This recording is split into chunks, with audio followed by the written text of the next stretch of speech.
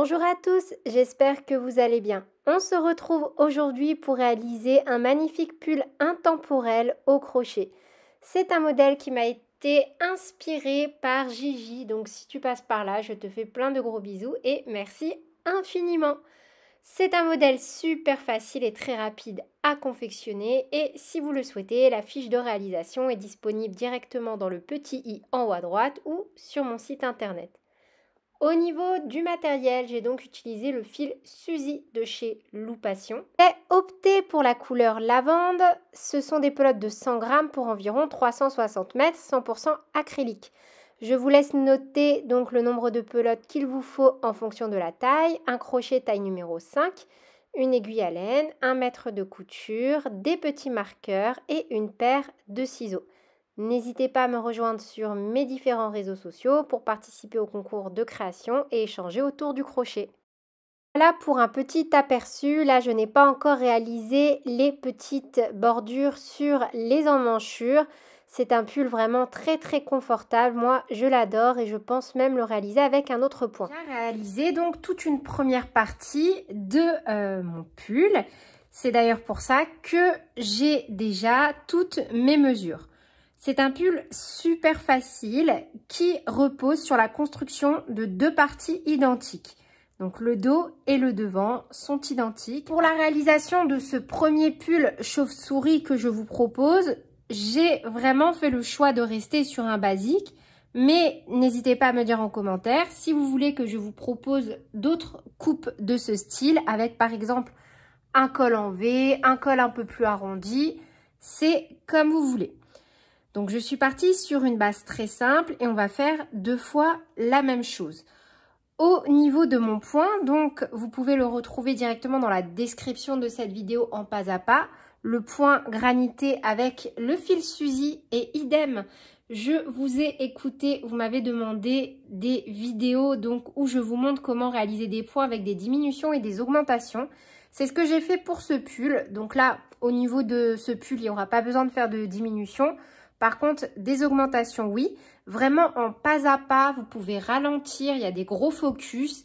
Comme ça, si vous avez des difficultés dans la réalisation de ce point, vous pouvez très bien retourner sur cette vidéo et regarder le pas à pas.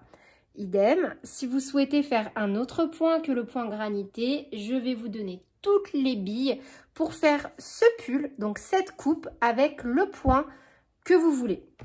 N'hésitez pas encore une fois à me dire en commentaire, je rigole mais c'est parce que je vous ai énormément écouté et peut-être que vous l'avez déjà remarqué pour la veste tweed. Maintenant je vais fonctionner comme ceci, donc je vais vous proposer des modèles, je vais vous proposer de pouvoir les adapter avec le point que vous voulez et comme ça, voilà, tout le monde est content du niveau débutant au plus expérimenté.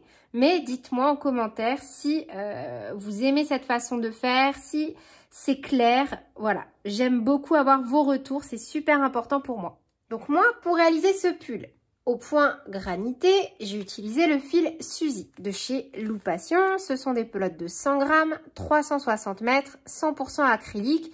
Et ici, il s'agit de la couleur lavande. Pour la partie centrale, je vais utiliser un crochet taille numéro 5. Bien qu'il soit recommandé d'utiliser un crochet taille numéro 3. Mais comme là, la base de ce point est d'alterner les mailles serrées et les mailles en l'air, je ne voulais pas avoir quelque chose de trop compact. Et d'ailleurs, je vais vous montrer comme ça le rendu du point. Vous voyez, on reste sur quelque chose d'assez moelleux, un peu épais, mais je trouve que ça va vraiment. Pour un pull, je trouve ça assez sympa parce qu'on m'a demandé des pulls plus fins qu'avec le modèle Atlas. Donc, n'hésitez pas à me dire si vous souhaitez que je travaille des fils encore plus fins en pull. C'est avec plaisir. Donc là, au niveau de cette partie-là, c'est la partie du bas, donc qui correspond à la mesure X. La mesure X, donc c'est la seule mesure que je n'ai pas mise en centimètres parce que, en fait, en fonction de votre morphologie, cette mesure peut varier. La mesure X dépend de la maille chaînette que l'on va faire et du nombre de mailles en l'air que vous allez réaliser.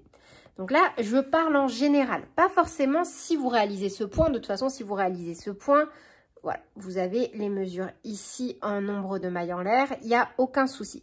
Mais si vous ne réalisez pas ce point-là, il va falloir faire une taille qui fait au minimum le tour de votre taille. Donc moi, quand j'ai pris le tour de ma taille, je me suis basée par rapport à moi et à un pull que j'avais dans mon armoire.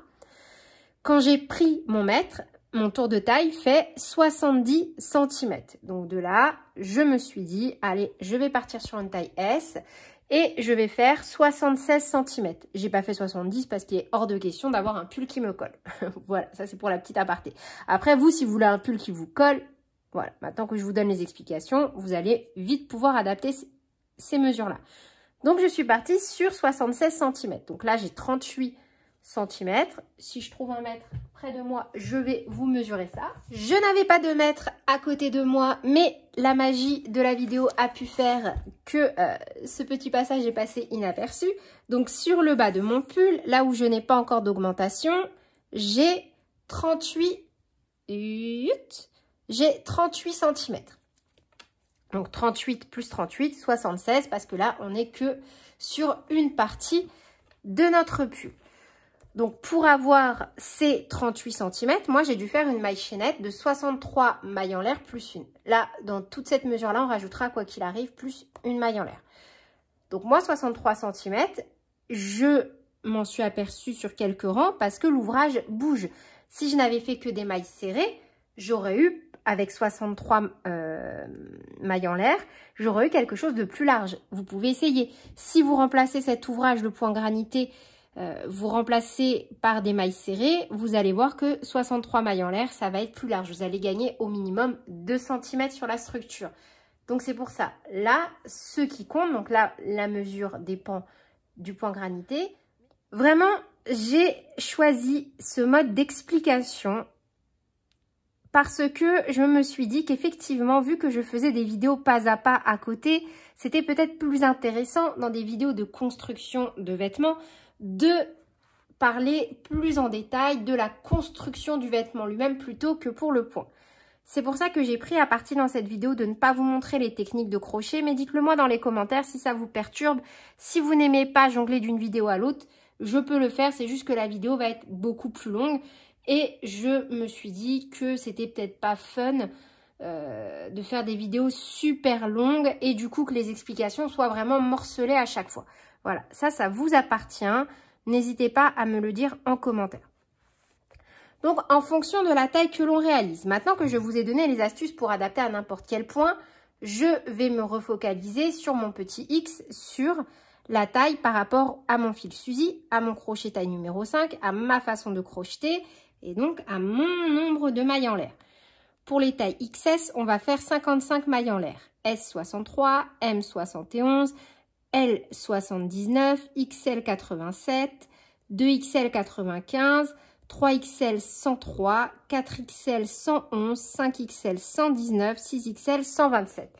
Maintenant, si vous voulez être sûr de ces mesures, quelque chose qui peut être encore super sympa, c'est de réaliser un petit échantillon. Donc là, c'est l'échantillon que j'ai réalisé dans ma vidéo en pas à pas.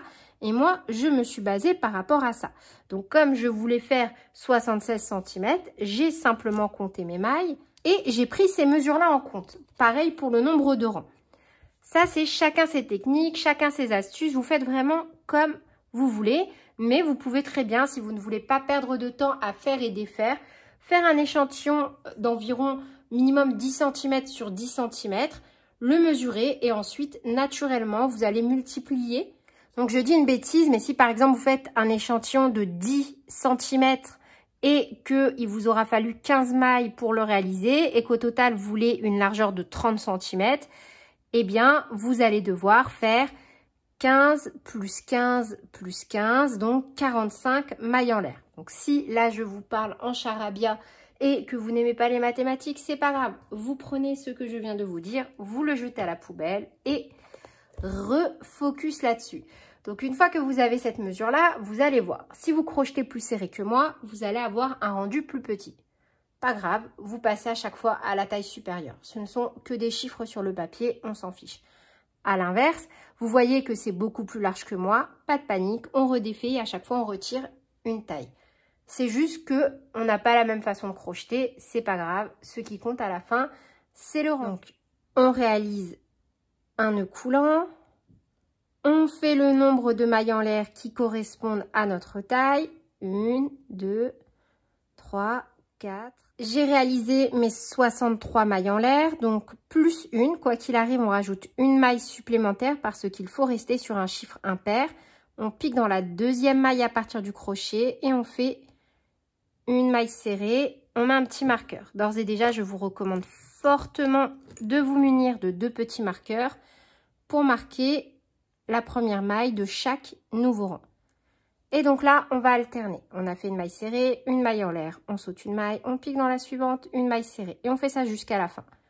Une maille en l'air, on saute une maille, on pique dans la suivante, une maille serrée. On termine forcément par une maille en l'air, on saute une maille, on pique dans la dernière, une maille serrée.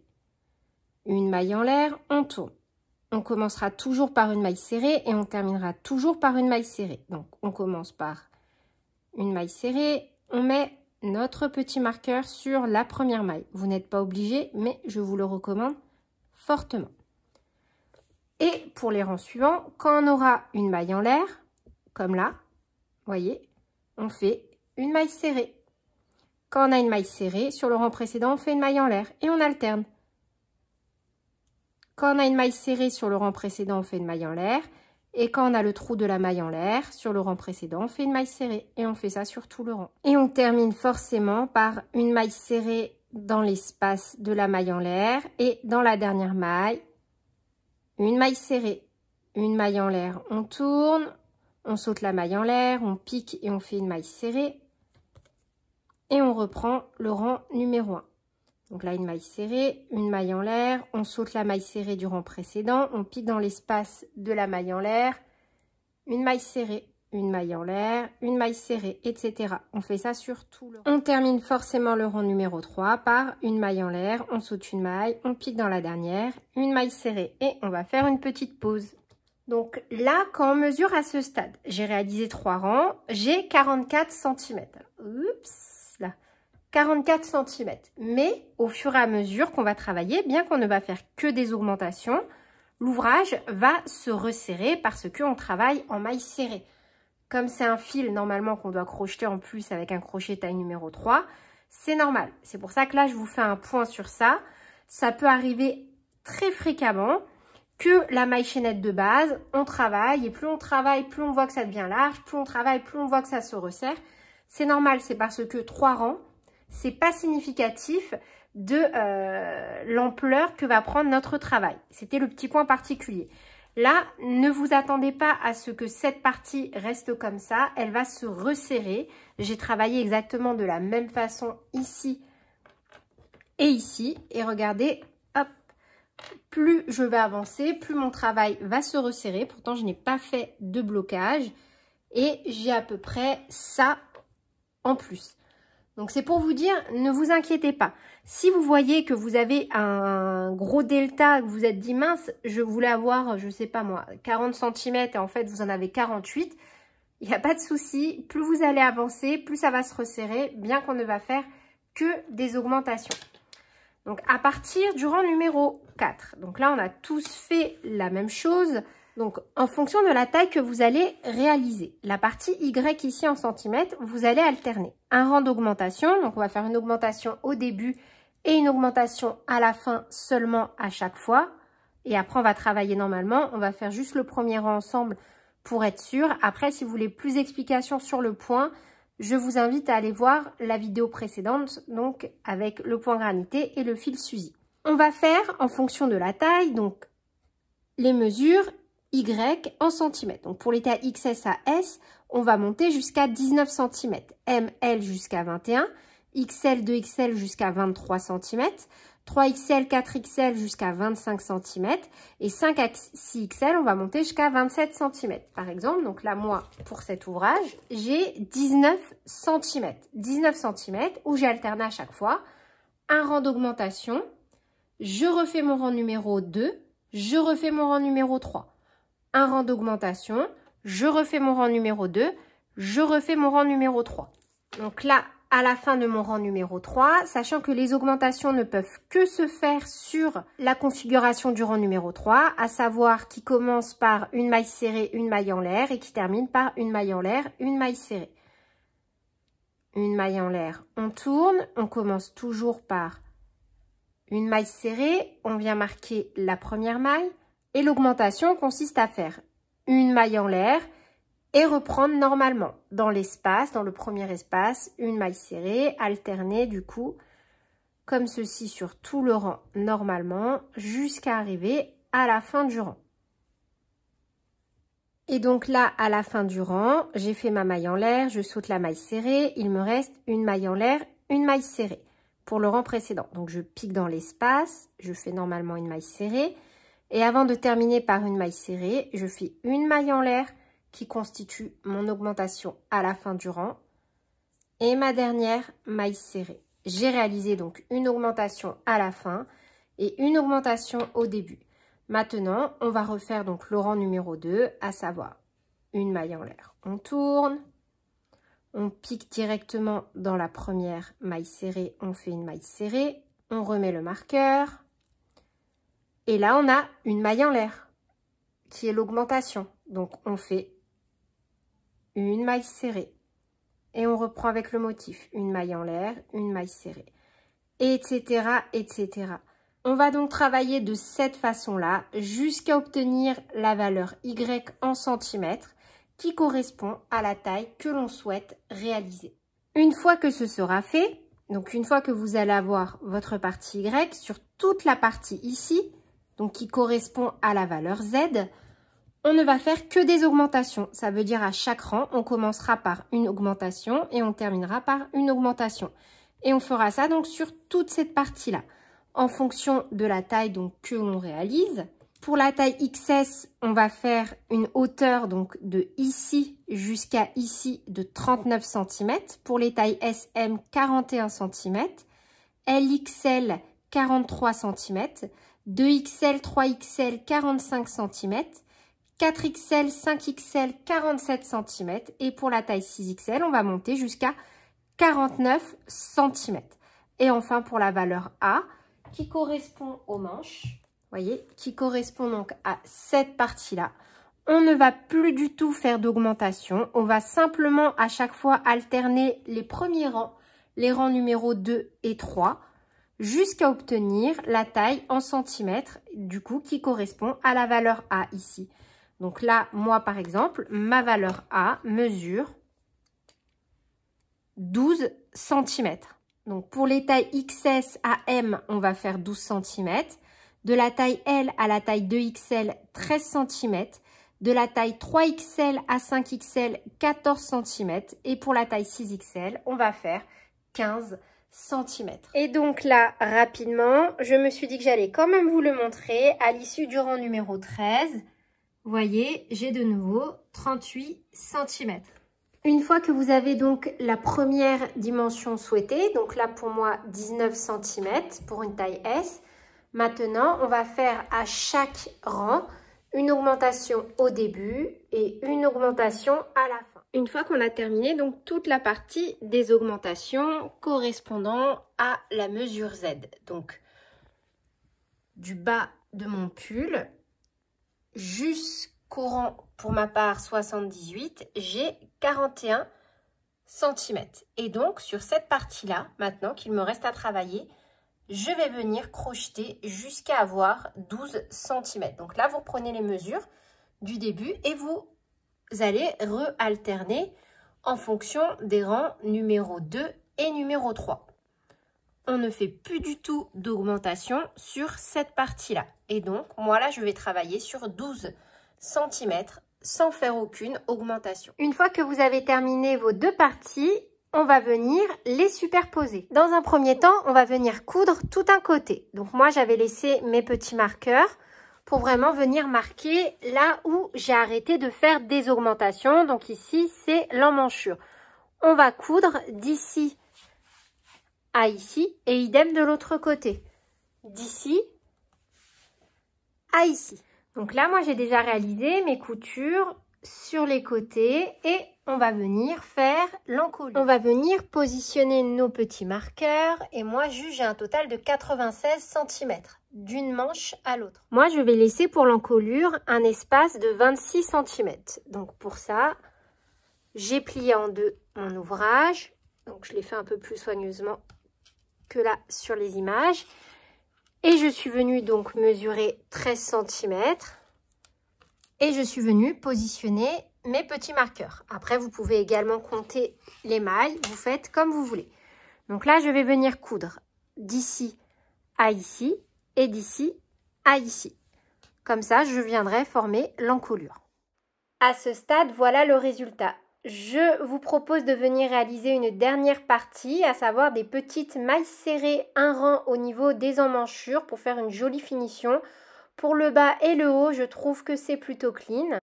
J'ai déjà réalisé une petite bordure en mailles serrées de ce côté-là et on va venir faire la deuxième ensemble. Donc là, vous voyez, moi je trouve que c'est vraiment super joli comme rendu. J'aime vraiment beaucoup. N'hésitez pas à me dire si vous souhaitez que je retravaille ce pull avec des côtes. C'est vrai qu'au début, j'avais pensé à venir terminer en côte les manches, le bas et pourquoi pas le haut. Voilà, ça va rester dans un coin de ma tête. Et si j'ai suffisamment de demandes, je viendrai certainement donc faire un tutoriel directement sur comment adapter des côtes à n'importe quel ouvrage. Donc, moi, pour ma taille S, j'ai utilisé au total 3 pelotes. Donc ça, c'est la fin de ma 3e pelote. Je vais en avoir assez pour venir travailler ma petite bordure. Donc comme j'ai réalisé 19 rangs et 19 rangs, je sais que je dois avoir un total de 38 mailles à travailler, car on va simplement faire à chaque fois une maille serrée dans chaque rang pour venir harmoniser la bordure. Donc on rattache notre fil et on vient faire simplement un rang de mailles serrées. On va venir faire une maille serrée dans chaque maille. Donc là où j'ai rattaché mon fil, je viens faire ma première maille serrée et je la marque. Et on fait une maille serrée dans chaque rang.